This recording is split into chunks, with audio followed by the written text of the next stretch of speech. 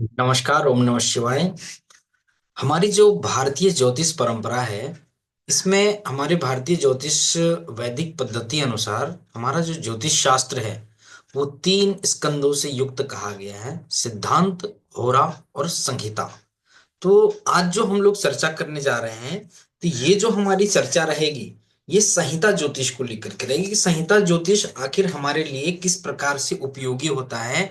कि जब नए वर्ष की शुरुआत होती है, नया वर्ष जब शुरू होता है, हमारा नवीन वर्ष की शुरुआत कब से कहा गया है? चैत्र मास शुक्ल पक्ष प्रतिपदा तिथि से।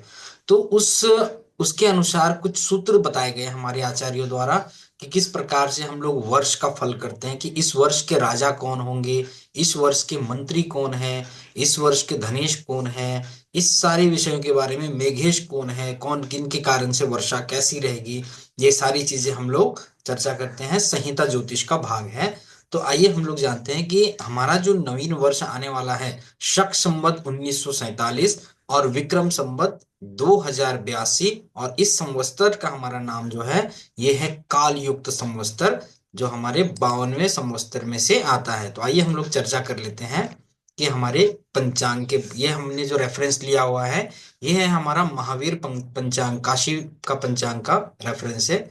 इसमें बताया गया है कि काल युक्त संवत्सर जो है 52वां संवत्सर है। इसके बारे में कहा गया है कि प्रजानाम जायते रोगः काल युक्ते विशेषतः राजयुद्धम भवेद घोरम प्रजानानाशो वरानने। अर्थात शिव जी कहते हैं कि हे वरानने, काल युग संवत्सर में जनता को रोग, राजाओं में भयंकर युद्ध तथा प्रजा का नाश होगा। और इसके बाद का जो हमारा जो अगला जो रहेगा वो है सिद्धार्थ संवत्सर, ये 53वां संवत्सर होगा। और सिद्धार्थ संवत्सर के बारे में कैसा कहा गया है कि सिद्धार्थ संवत्सर में मेघ जल से पूर्ण रहेंगे, पृथ्वी सशस्य युक्त रहेगी, अन्न का उत्पादन अधिक होगा, और इस संवत्सर में राजा लोग सुखी रहेंगे। तो ये जो साल है ये कालयुक्त संवत्सर जनता के लिए रोगदायक, राजाओं में भयंकर युद्ध और प्रजा का नाश, ऐसा इस संवत्सर का फलादेश कहा गया है। और इसके बारे में हम लोग जो ग्रह सभासद के बारे में हम लोग विचार कर लेते हैं कि इसमें बताया गया है कि राजा जो है वो सूर्य है, मंत्री भी सूर्य है ना। शशेष बुध को कहा गया है, दुर्गेश सूर्य को कहा गया है, धनेश बुध को कहा गया है, रशेष जो है शुक्र का फल देंगे, शुक्र फल करेंगे रशेष का, धान्येश जो है मंगल होंगे, निर्शेष बुध होंगे, और फलेश जो है शनि होंगे, मेघेश जो है सूर्य देंगे, सूर्य होंगे मेघेश। और रोहिणी वास के बारे में बताया गया कि समुद्र में रोहिणी का वास रहेगा।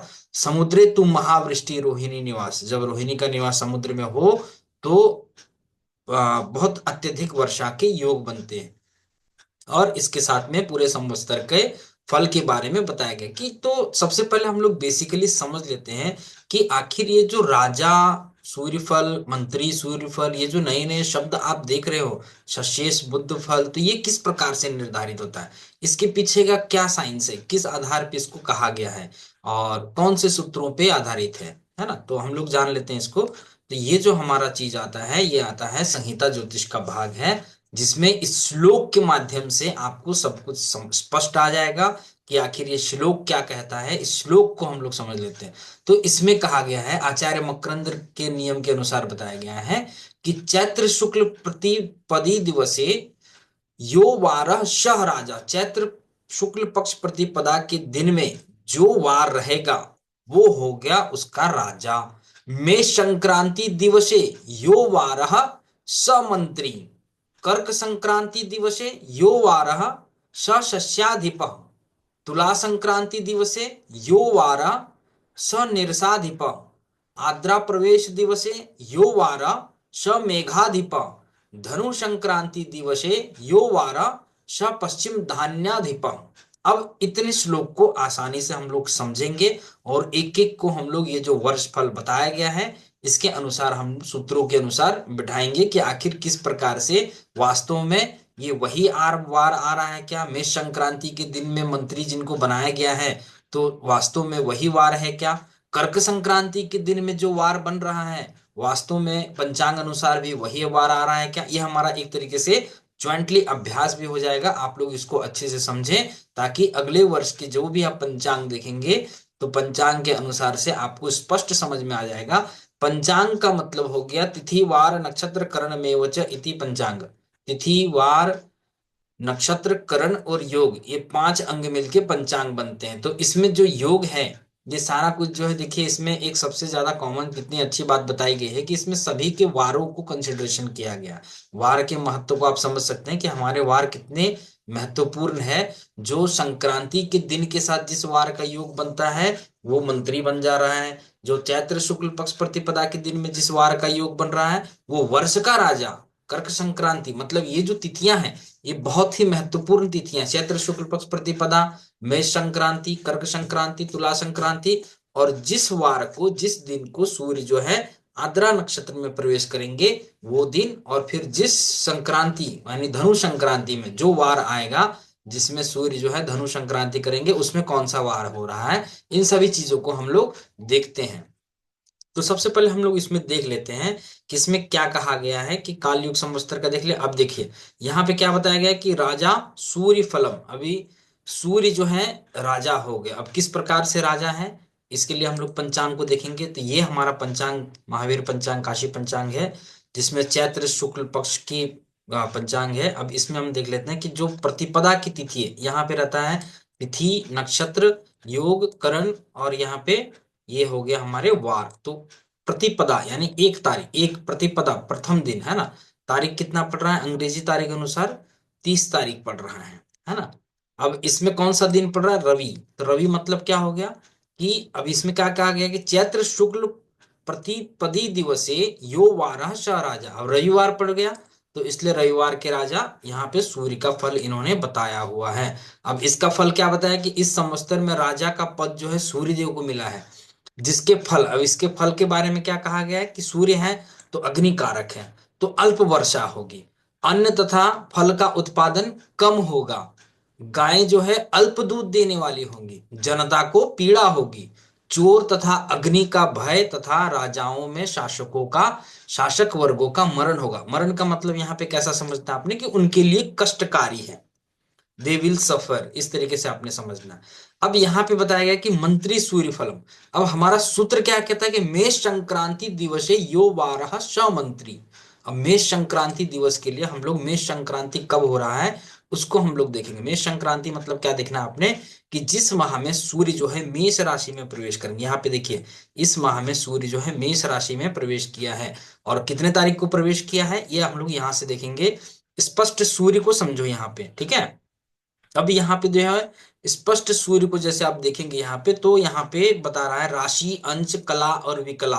राशि के नीचे दिया गया है संख्या नंबर 11, मतलब सूर्य जो है यहाँ पे 11वें राशि को पार करके, मतलब कुंभ राशि को पार करके 29 अंश 2 कला और 56 विकला में स्थित है। यहाँ पे ये कब का मान है, सूर्योदय के समय का मान है, यानी कि 29 अंश। एक राशि का मान कितना होता है हमारा, 30 अंश का होता है, यानी संक्रांति इसी दिन है।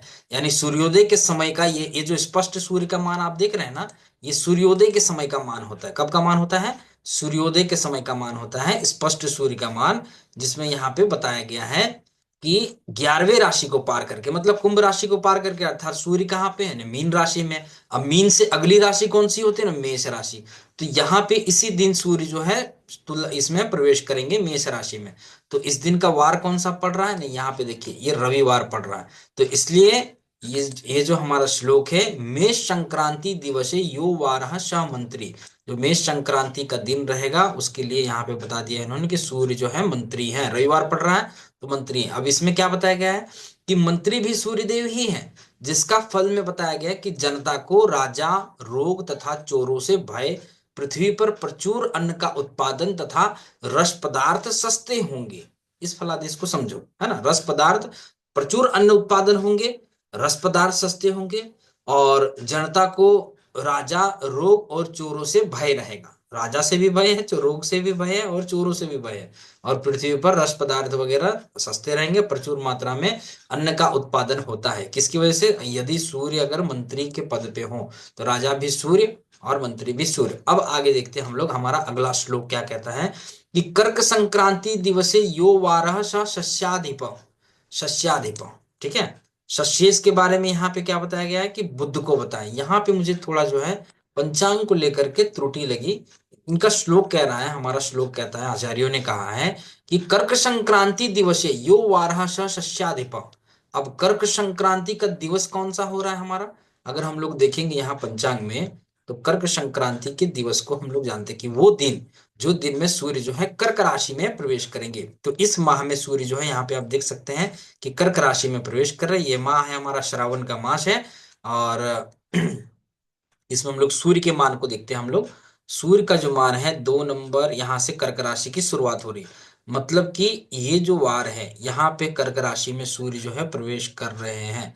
बुधवार, नहीं बिल्कुल सही है, परफेक्ट एकदम, है ना। सूर्य जो है कर्क राशि में बुधवार को प्रवेश कर रहे हैं, इसलिए सशेष जो है बुध है। एकदम परफेक्ट, मुझे थोड़ा सा डाउट लगा था इसलिए मैंने बोला, क्योंकि यहां से इनका मान जो है बदल रहा है, तो बुध हो गए सशेष।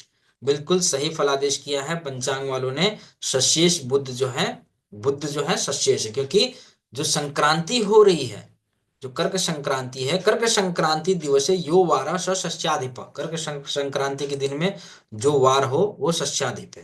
तो इस प्रकार से आपको बुध का फल है कि बुध के सशेष होने के फलस्वरूप मेघ अधिक वर्षा करने वाले, जनता सुख समृद्धि से युक्त, उपद्रव रहित, द्विज लोग शांति पूर्वक पूजा पाठ करने में तत्पर रहेंगे। बुद्ध जो है यहाँ पे सशेष होने के कारण ये धर्म की वृद्धि करेंगे, अधिक वर्षा करेंगे और सुख समृद्धि प्रदान करेंगे। तो ये सशेष का फल बताया गया। अगला हमारा श्लोक है, तुला संक्रांति दिवसे यो वारः स निर्षाधिप।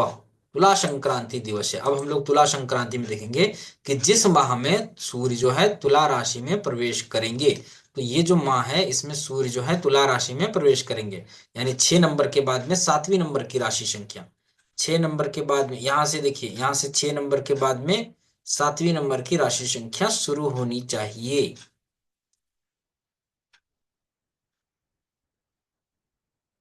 तुला संक्रांति शायद अगले पेज में मैंने मेंशन किया है।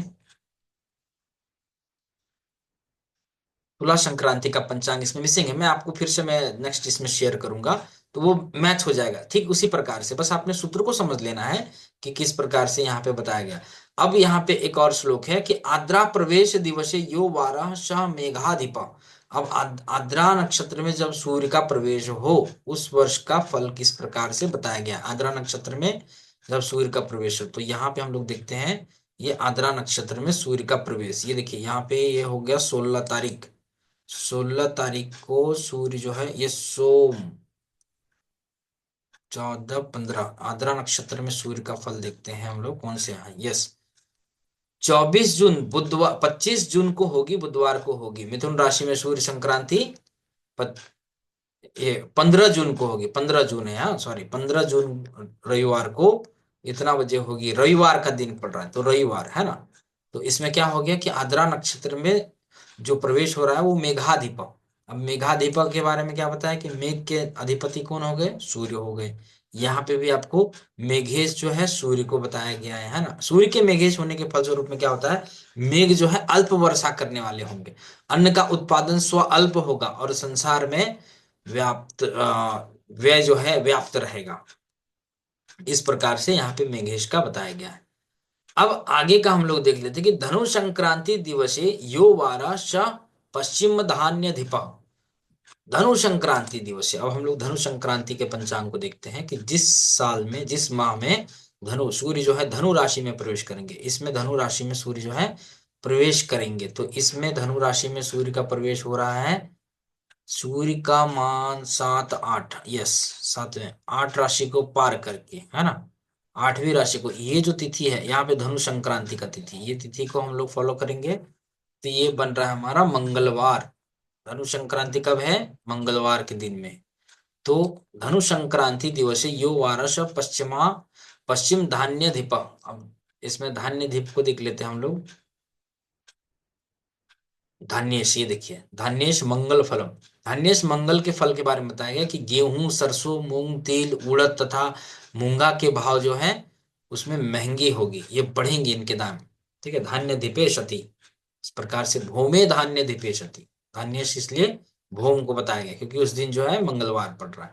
तो इस प्रकार से आपने जो है इस श्लोक को अगर ध्यान में रख लिया तो ये सारी चीजें मैच हो जाती है। तुला संक्रांति का एक बार मैं पुनः देख लेता हूँ कि तुला संक्रांति का क्या फल बताया गया है। तुला संक्रांति दिवसे यो वारा, तुला संक्रांति, यस, 6 नंबर 7, छठे नंबर के बाद सूर्य जो है, हाँ, सूर्य का मान 6 राशि को पार करके, यस, ये जो तिथि है ये बिल्कुल सही है, ये तुला संक्रांति की तिथि है। अभी इसमें कौन सा वार पड़ रहा है, शुक्रवार पड़ रहा है। यहीं पे एक थोड़ा सा हमारे जो पंचांग में मुझे त्रुटि लग रही है काशी पंचांग को लेकर के, कि शुक्रवार के दिन में तुला संक्रांति का बताया गया है। शुक्रवार के दिन में सूर्य का जो मान है, स्पष्ट सूर्यमान 5वीं राशि को पार करके 29 अंश 5 कला और 53वीं कला है। मतलब इस दिन, इसी दिन ये सूर्योदय का मान हो गया, स्पष्ट सूर्यमान सूर्योदय का बताया गया। इसके बाद से सूर्य जो है तुला राशि में इसी दिन प्रवेश करेंगे। कौन से दिन को, शुक्रवार में। अब यहाँ पे हमारा श्लोक क्या बोलता है कि तुला संक्रांति दिवसे यो वारस निर्षाधिप, जो वार होगा वो उसका निर्षाधिप बताया गया। अब हमारे पंचांग में निर्षाधिप किसको बताया गया है, निर्शेष बुध को बताया गया है। ये निर्शेष बुध ना हो करके यहाँ पे निर्शेष जो है शुक्र होंगे। ये पंचांग में थोड़ी सी त्रुटि रही है मेरे विचार से। बाकी उसमें जो पंचांग निर्माता जो विद्वान है, संभवतः शायद अपने जगह पे सही हो, लेकिन मुझे यहाँ पे थोड़ी त्रुटि लगी है। परंतु कोई बात नहीं, ये अन्य पंचांग में देख करके हम इसके बारे में और देख लेंगे कि आखिर क्या है। लेकिन ये जो श्लोक है इसके अनुसार से यही फल है। वर्ष फल को इसी प्रकार से हम लोग देखते हैं। अब बाकी जो हम लोग संवत्सर फल आदि को थोड़ा समझ लेते हैं। अब इसमें क्या बताया कि फलेश जो है शनि है। अब शनि जब फल देने वाले रहेंगे तो फल पुष्पों वृक्षों के लिए लड़ाई झगड़े, वृक्षों के लिए हानिकारक होती है, लड़ाई झगड़े होते हैं, मनुष्य चोरों में द्विजाति को कष्ट होता है, जनपदों में जन समूह का व्याकुलता रहती है ना।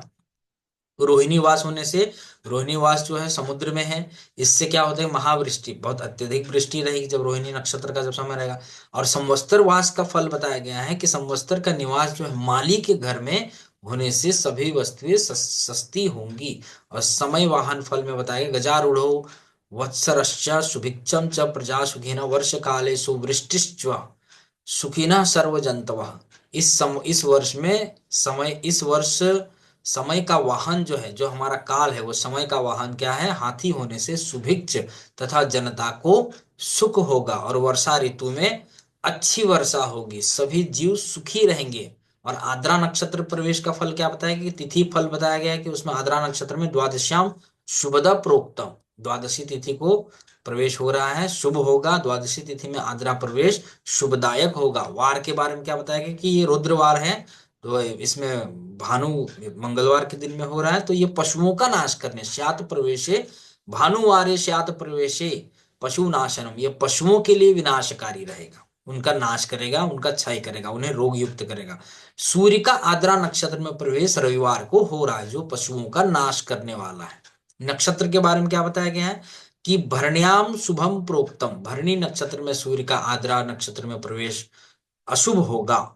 योग फल के बारे में क्या बताया कि सुकर्म नाम योग के यदि शभ रवि वर्जित तद तदा समस्त भ्रेषुरा सुकर्म करती युद्धता। सुकर्मा योग में आद्रा का प्रवेश होने से संपूर्ण ब्राह्मण लोग अच्छे कामों के करने में उद्यत रहेंगे। और इस प्रकार से ये संपूर्ण जो है हमारा वर्ष फल के बारे में, वर्षा किस प्रकार से होगी, किस प्रकार से ये संवत्सर का फल रहेगा, ये सारी चीजों की विवेचना हमारे इसमें पंचांग में बताई गई। अब इसमें वर्षा का विचार देखिए किस गणितीय आधार से किया गया है, उसके सारा का निचोड़ यहाँ पे बताया है कि मानसून पूर्व पहले क्या होगा कि 15 से 22 जून के बीच में मध्य वर्षा होने की संभावना बता रहे हैं। तत्पश्चात 22 जून से आद्रा नक्षत्र का प्रवेश जो है, 22 जून से आद्रा नक्षत्र का प्रवेश जल राशि के लग्न में हो रहा है तथा उस पर शुभ ग्रहों की दृष्टि भी पड़ रही है, इसलिए आद्रा नक्षत्र में वर्षा होने के योग मिल रहे हैं। जुलाई के प्रथम सप्ताह में अच्छी वृष्टि होने की संभावना, जुलाई का जो फर्स्ट वीक रहेगा उसमें अच्छी बारिश होने की संभावना है। 6 जुलाई को पुनर्वसु नक्षत्र में सूर्य का प्रवेश भी लग्न में जल लग्न राशि में हो रहा है, जो शुभ ग्रहों की दृष्टि होने से अच्छी वृष्टि की संभावना। 20 जुलाई को पुष्य नक्षत्र में सामान्य से लेकर के अच्छी वर्षा रहेगी। जुलाई के अंतिम सप्ताह में भी वृष्टि होने की अच्छी संभावना है। 3 अगस्त को अश्लेषा नक्षत्र में सूर्य का प्रवेश, उनकी परिस्थितियों अनुसार अच्छी वर्षा होगी। और 18 अगस्त को मघा नक्षत्र में जब सूर्य का प्रवेश होगा, ये वृष्टि कारक है। सूर्य एक नक्षत्र से दूसरे नक्षत्र में प्रत्येक 13 दिनों में संचरण करते हैं। अगस्त के अंत में भी अच्छी वर्षा होगी और 31 अगस्त को पूर्वा फाल्गुनी नक्षत्र में सामान्य वृष्टि होगी। सितंबर की द्वितीय सप्ताह की वर्षा होने की संभावना है। सितंबर की द्वितीय सप्ताह में पुनः वर्षा होने की संभावना है। और जब सूर्य जो है उत्तरा फाल्गुनी नक्षत्र का सूर्य 13 सितंबर को आएंगे, इसमें प्रवेश के समय में इसमें भी सामान्य वृष्टि ही होगी, किंतु बाद में फिर कैसा बताया गया है कि अच्छी वृष्टि होगी। 27 सितंबर हस्ता नक्षत्र के सूर्य में भी सामान्य से लेकर अच्छी वृष्टि होगी। शेष के जो नक्षत्र बच गए चित्रा और स्वाति में, इसमें सामान्य वृष्टि बताएगी। मिला जुला करके वृष्टिफल जो है सामान्य है। और कुछ अवधियों में, जैसे कि अश्लेषा में जब सूर्य का प्रवेश हुआ तो उसमें अच्छी वर्षा बताई गई है।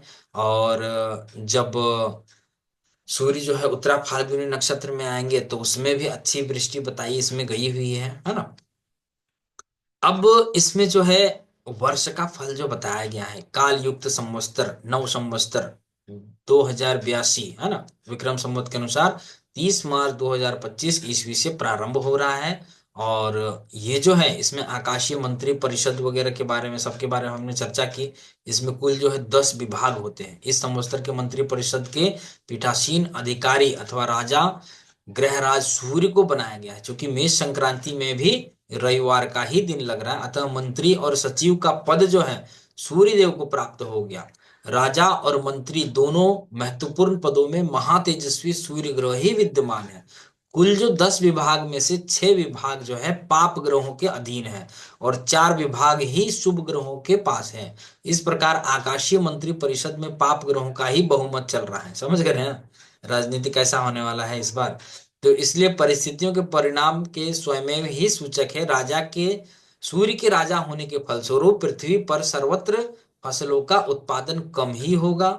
मनुष्य एवं पशुओं तथा जंगली जानवरों को भी भोजन जुटाने के लिए कठिनाइयों का सामना करना पड़ेगा। नदी, सरोवर, झील, तालाब सभी सूखने के कगार में पहुंचेंगे। इस प्रकार से इसमें फलादेश बताया गया है वर्ष फल के बारे में। औषधि वनस्पतियां, काष्ठ औषधियां अपना पूरा असर चिकित्सा में नहीं दिखा पाएगी, यानी कि आयुर्वेद सेक्टर जो है उसमें भी आपको थोड़ी निराशा दिखाई पड़ सकती है। शीतकाल में भी सूर्य की किरणें तीक्ष्ण रहेगी। इस काल की जो सूर्य शीतकाल रहेगी, मतलब ज्यादा ठंडा नहीं पड़ने वाला है।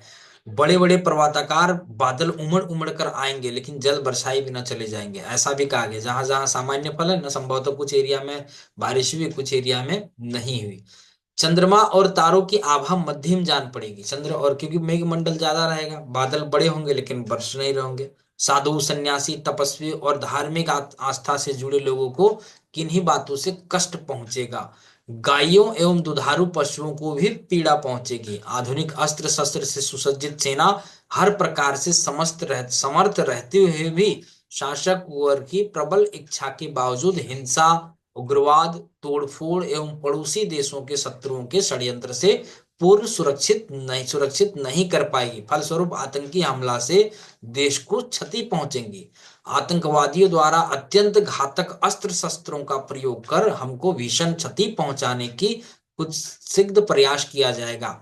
और रासायनिक विषैली गैसों का प्रयोग पड़ोसी शत्रुओं एवं आतंकवादियों द्वारा किया जा सकता है। पड़ोसी देश से युद्ध जैसी स्थिति बन जाने की संभावना बनती है। और इस वर्ष जो है एक आंतरिक एवं बाहरी दोनों प्रकार के शत्रुओं, रोग, तस्करी, अग्निकांड, विस्फोट जैसी हिंसक घटनाओं से जूझना पड़ेगा। विस्फोट एवं अग्निकांड की कई घटनाएं घटेंगी। राजा सूर्य तथा मंत्री भी सूर्य, अतः सृष्टि के शासन संचालन में कोई विरोधाभास नहीं रहेगा। सिंह लग्न में इस संवत्सर का प्रवेश हो रहा है, जिसका फल प्राय शुभ फलकारक ही है। प्रातः प्राय आकाश में बादल दिखाई देते रहेंगे। धातु जैसे सोना, चांदी, पीतल, लोहा का भाव तेज रहेगा। उत्तर भारत में अच्छी वृष्टि होने का फल प्राप्त हो रहा है। उत्तर भारत के क्षेत्र में बारिश वगैरह अच्छी होगी। वार्षिक फलादेश के लिए हम लोग कैसा है कि इसमें कुंडली दी रहती है, मेषार कुंडली और जगलग्न कुंडली बहुत मायने रखती है। इसमें इस कुंडली को भी देख करके बहुत सारे फलादेश होते हैं। अब इसमें क्या है, मेषार कुंडली जो बताई गई है, इसमें कुंडली जो है जो चैत्र शुक्ल पक्ष प्रतिपदा के दिन वाली कुंडली है ना, उस माह में जो कुंडली बनेगी वो मेषार कुंडली होगी। तो उसमें कैसा हो रहा है कि लग्न जो है मीन का है, लग्न में ही चार ग्रह स्थित है, जिसमें मैं अभी आपको दिखाऊंगा कुंडली। लग्न में ही चार ग्रह स्थित है, जिसमें दो पाप ग्रह है, दो शुभ ग्रह है। अब यह जो साल है भारत की अर्थव्यवस्था को मजबूती प्रदान करेगा। कुछ बड़ी कंपनियां जो है भारत में आर्थिक निवेश करेगी, यानी इकोनॉमिक सेक्टर जो है हमारा, मतलब आर्थिक निवेश अगर बड़ी कंपनियां करेंगी तो शेयर मार्केट को भी फायदा होगा, है ना। और जनता के स्वास्थ्य के दृष्टिकोण से यह वर्ष चुनौतियां लेकर आने वाला है। संक्रमण जैसी बीमारियां फैलेंगी, देश के यातायात, ट्रांसपोर्ट इत्यादि के साधनों को काफी विस्तार मिलेगा, और देश के सत्ताधीन पार्टी को विपक्ष के आक्रमण रुख रवैये से काफी परेशानियां उठानी पड़ेंगी। बीजेपी का गवर्नमेंट चलाना भी थोड़ा मुश्किल पड़ सकता है, क्योंकि सत्ताधारी पार्टी के लिए विपक्ष जो है शत्रु शत्रु जो चीजें हैं, शत्रु कारक, छठा भाव समझ लो, है ना, वो हानिकारक यहाँ पे दिखाई पड़ रहा है। और शिक्षा के क्षेत्र में कोई महत्वपूर्ण सुधार इसमें दिखाई नहीं दे पा रहा, बल्कि क्षेत्र सरकार की उदासीनता के कारण पिछड़ जाएगा। जिसमें थोड़ा सा यहाँ पे एजुकेशनल सेक्टर को, जो फलादेश है, वो पिछड़ा बताया जा रहा है। विदेश नीति में विरोधाभास रहेगा, कोई निश्चित पॉलिसी नीति नहीं बन पाई। कुल मिलाकर देश की आर्थिक स्थिति ठीक ठाक रहेगी, और उसका लाभ जो है सामान्य जनता को सामान्य ही प्राप्त होगा, कोई विशेष लाभ नहीं बताया गया है। ये हमारा हो गया वर्ष का फल, वर्ष फलम। तो आज का सेशन हम लोग यहीं पे समाप्त करते हैं, और डिटेल में हम लोग चर्चा करेंगे इस वर्ष के राशि फल को लेकर के, कि मेष राशि वालों के लिए कैसा है, मीन के लिए कैसा है, पूरे वर्ष में कौन कौन से ग्रह कहाँ कहाँ पे स्थित रहेंगे। ये सारी चीजें उसमें समझ में आती है, बहुत स्पष्ट तरीके से आपको मैं बताऊंगा, और एकदम साधारण सी भाषा में। नमस्कार, ओम नमः शिवाय।